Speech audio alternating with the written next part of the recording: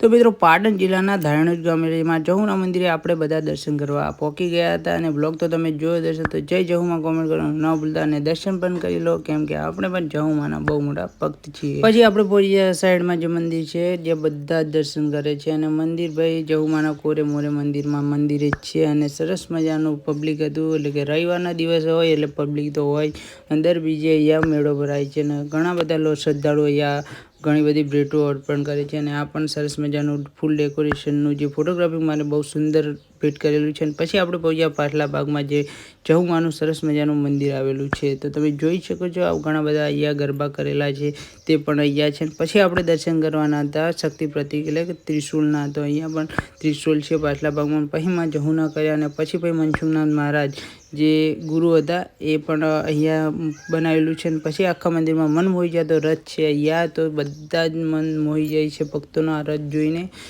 તો જય જહુમાં કોમેન્ટ કરી દેજો અને લાઈક છે અને ફોલો કરવાના ના ભૂલતા।